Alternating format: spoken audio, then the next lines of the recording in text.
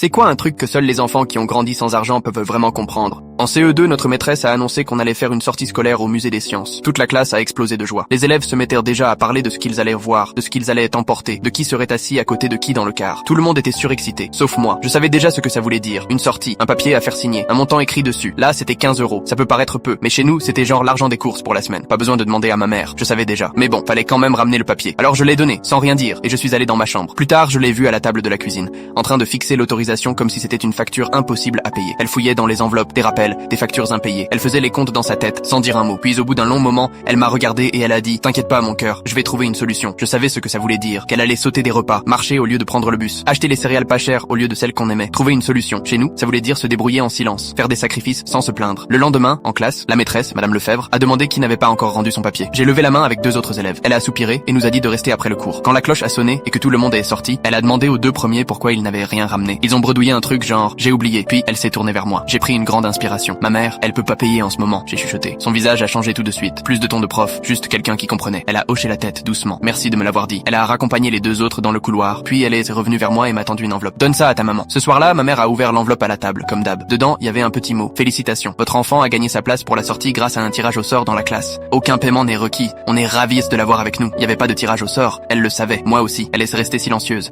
Elle a juste relu la lettre, l'a repliée tout doucement comme si c'était un trésor. Puis elle a essuyé ses yeux, pris un stylo et a écrit un mot de remerciement. Je l'ai glissé dans mon sac le lendemain et je suis parti en sortie. J'ai pris le car, mangé avec mes potes, visité les expos, rigolé devant le spectacle scientifique. J'ai fait semblant de pas savoir ce que cette lettre voulait vraiment dire. Des années plus tard, quand je suis devenu prof à mon tour, j'ai appris la vérité. Madame Lefebvre payait les sorties pour les élèves en galère. À chaque sortie, il y avait toujours 1 ou 2 gagnants du tirage au sort. Mais il y avait jamais de vrai tirage, jamais d'annonce. Même le directeur n'était pas au courant. Elle le faisait en cachette, parce qu'elle se souvenait elle aussi de ce que ça faisait d'être l'enfant qui ne pouvait pas y aller. Aujourd'hui, j'ai une enveloppe dans mon tiroir de bureau. Dessus, c'est écrit sortie scolaire. J'y mets quelques billets quand je peux. Un 10, un 20, parfois plus. J'en parle pas. Mais elle est là pour qu'un jour, quand la classe est toute excitée pour une sortie, un élève n'ait pas à lever la main et dire j'ai oublié, quand ce qu'il veut dire c'est on peut pas. Parce que quand t'as grandi sans argent, tu sais que le plus dur, c'est pas de rater la sortie, c'est d'avoir à expliquer pourquoi. Abonne-toi.